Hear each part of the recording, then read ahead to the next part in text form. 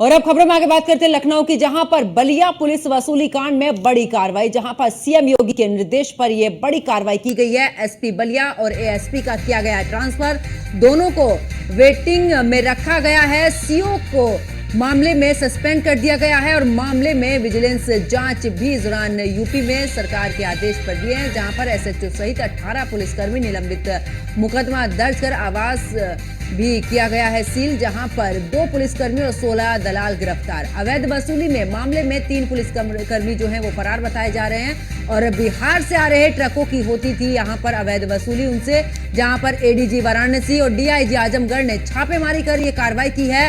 हर truck से होती थी 500 रुपए की वसूली।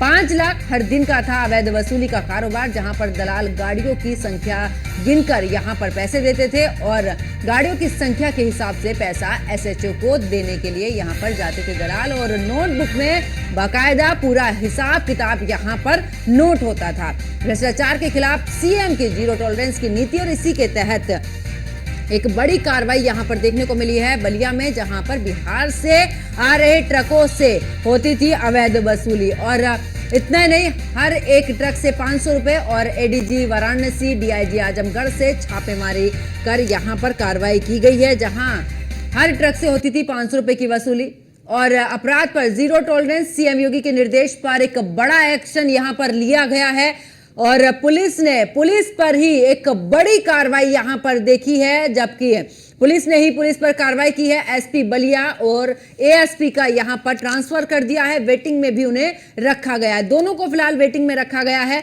तो अपराध पर जीरो टॉलरेंस की नीति मुख्यमंत्री योगी आदित्यनाथ की और उसी पर कड़ा एक्शन। सीओ को इस पूरे मामले को लेकर सस्पेंड भी कर दिया गया है।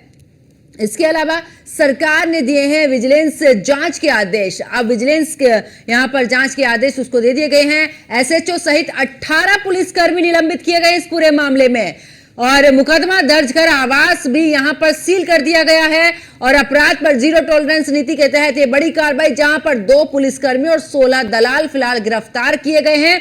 बाकी के अभी भी अवैध वसूली के मामले में 3 पुलिसकर्मी हैं वो अभी भी फरार यहां पर चल रहे हैं। तो सीएम योगी के निर्देश पर एक बड़ा एक्शन यहां पर देखने को मिला है और साफ तौर पर 2 टूक मुख्यमंत्री योगी आदित्यनाथ के कि जो भी अपराध करेगा उसको बख्शा नहीं जाएगा।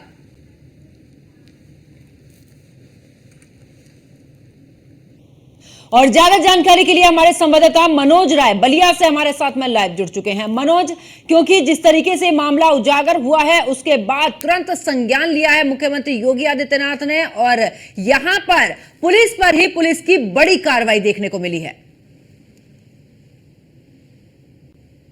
लग रहा है कि पुलिस को पुलिस दौड़ा रही है पकड़ने के लिए, यह अटपटा लग रहा है, लेकिन ये सही है।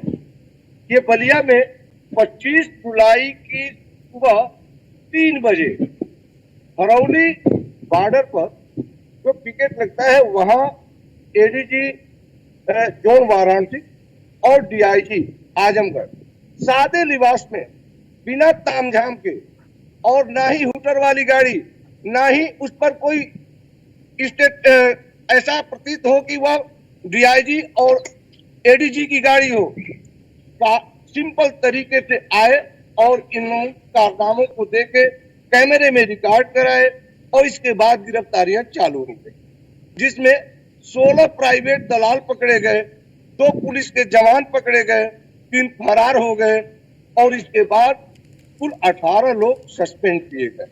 मुकदमा भी दर्ज हुआ। नरही थाने का एसएचओ थाने से ही फरार हो गया, अब तक पता नहीं कहां है। लेकिन यह जो अटपटा दिख रहा है कि पुलिस वाले को देखकर भाग रहा है, तो इस भागने के पीछे योगी के बड़े एक्शन का परिणाम है।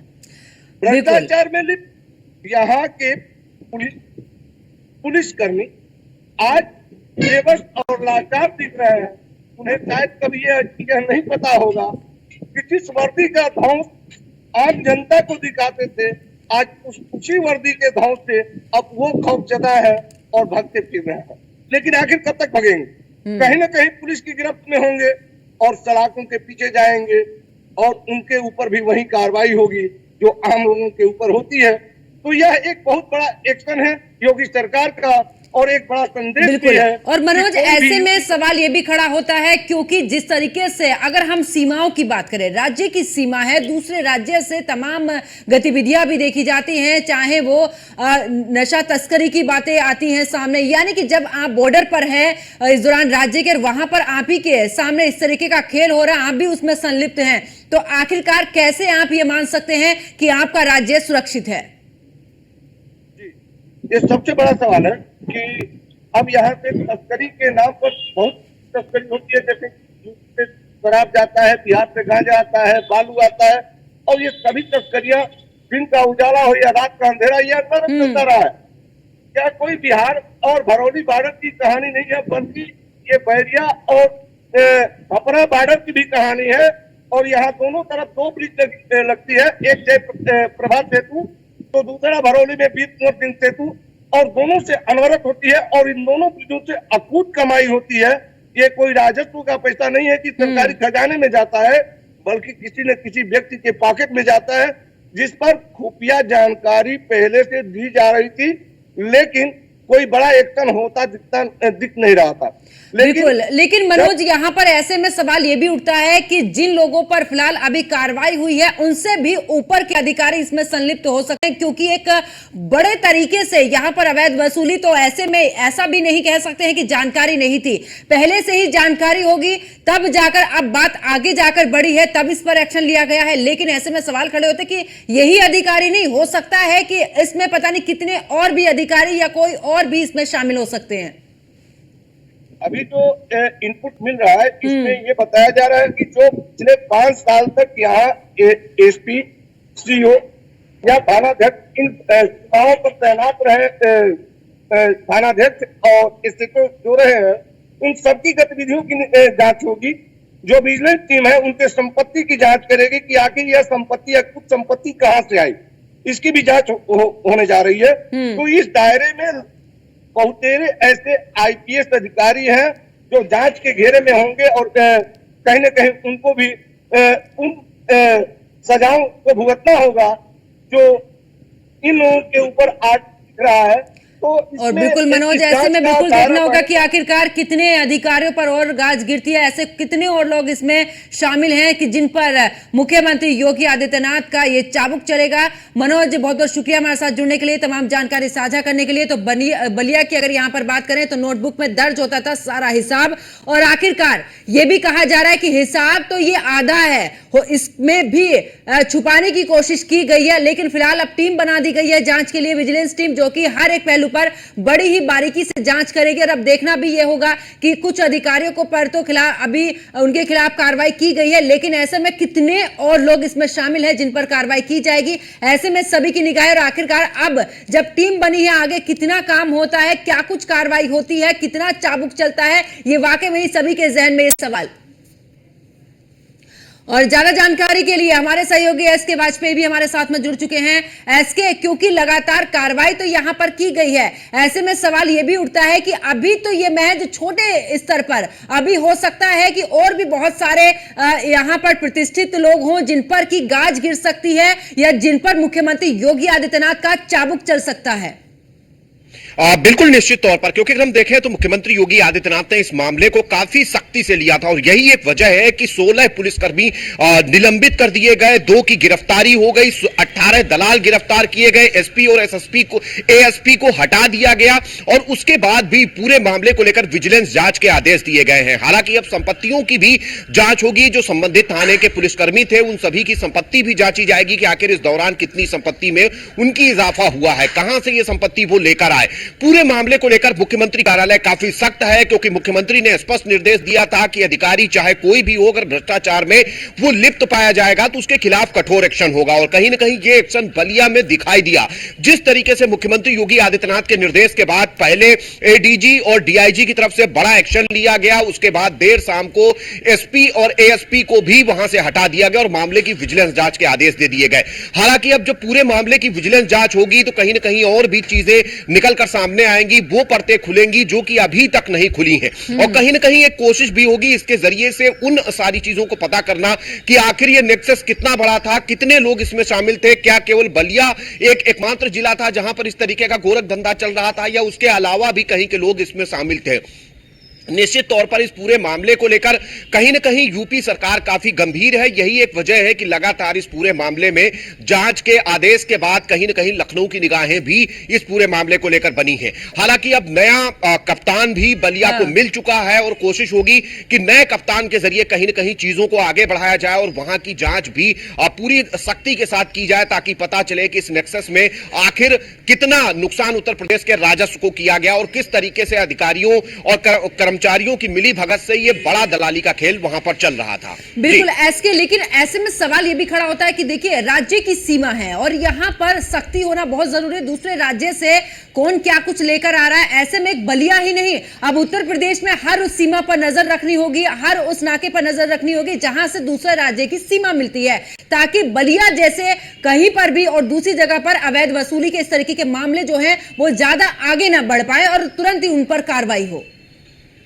बिल्कुल निश्चित तौर पर, क्योंकि अब उत्तर प्रदेश सरकार पूरी तरीके से सख्त है और कहीं न कहीं इस मामले को लेकर काफी गंभीरता से जांच की जा रही है। यही एक वजह है कि जहां एक बार में 18 पुलिसकर्मी निलंबित होते हैं, 2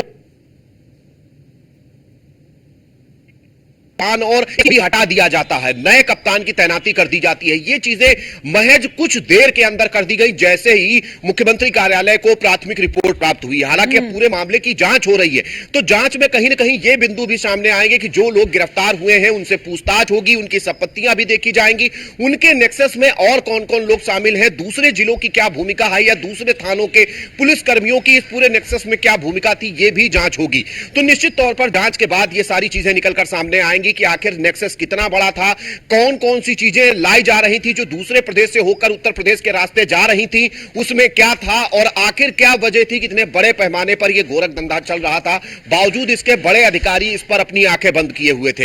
हालांकि पूरे मामले की अब जांच शुरू हो चुकी है। जांच के बाद क्या कुछ निकलकर सामने आएगा, उसके बाद ये सारी चीजें साफ होंगी कि न केवल बलिया बल्कि आसपास के दूसरे जिले जो दूसरे प्रदेशों के बॉर्डर से लगते हैं, चाहे वो हरियाणा का बॉर्डर हो या दिल्ली का बॉर्डर हो या उसके अलावा बिहार का बॉर्डर हो, नेपाल का बॉर्डर हो या फिर मध्य प्रदेश का, तो कहीं ना कहीं इन सारी चीजों को लेकर भी अब उत्तर प्रदेश पुलिस की तरफ से जांच की जाएगी और जांच के बाद ये सारी चीजें मुख्यमंत्री कार्यालय को उपलब्ध कराई जाएंगी ताकि अग्रिम कार्रवाई इस पूरे मामले को लेकर की जा सके। आपने नेपाल का जिक्र किया कि नेपाल का बॉर्डर, जब आप दूसरे राज्य से ही इतनी बड़ी वसूली कर सकते हैं, तो जब दूसरे देश की अगर बात की जाए, वहां से किसी भी तरीके की कोई भी गतिविधि हो सकती है, देश के खतरा हो सकता है, फिर देश ही नहीं देश को भी खतरा हो सकता है, तो ऐसे में सतर्क रहने की बहुत जरूरी है। बिल्कुल निश्चित तौर पर उत्तर प्रदेश की सीमाएं जहां कई प्रदेशों से लगती हैं, जिसमें बिहार, दिल्ली, हरियाणा, मध्य प्रदेश जैसे प्रदेश शामिल हैं, उत्तराखंड भी उत्तर प्रदेश की सीमा से लगा हुआ है। ऐसे में कहीं ना कहीं राष्ट्रीय और अंतरराष्ट्रीय सीमाएं उत्तर प्रदेश को छूती हैं। देश का बड़ा सूबा है, तो बड़े पैमाने पर ऐसे जिले इन बॉर्डर्स पर हैं जहां पर इस तरीके का गोरख धंधा हो सकता है। हालांकि बलिया जिले में पकड़े जाने के बाद बड़ा एक्शन उत्तर प्रदेश सरकार की तरफ से लिया गया है। देखना यह है कि बाकी के बॉर्डर आखिरकार अब और सीमाओं पर किस तरीके की गतिविधियां मिलती हैं और जगहों पर किस तरीके से कार्रवाई होती है अगर इस तरीके के मामले सामने आते हैं। बहुत बहुत शुक्रिया एसके वाजपेयी हमारे साथ जुड़ने के लिए, तमाम जानकारी साझा करने के लिए। तो देखिए, मुख्यमंत्री योगी आदित्यनाथ के निर्देश का पूरी तरीके से पालन, और ऐसे में गाड़ियों की संख्या के हिसाब से यहां पर अवैध वसूली की जाती थी। फिलहाल नोटबुक में सारा हिसाब यहां पर दर्ज किया गया। अब देखना होगा कि आखिरकार जितनी भी कार्रवाई हुई है, इसके ऊपर अभी और ऐसे कितने लोग हैं जिन पर कड़ी से कड़ी कार्रवाई इस दौरान राज्य सरकार की देखने को मिल सकती है।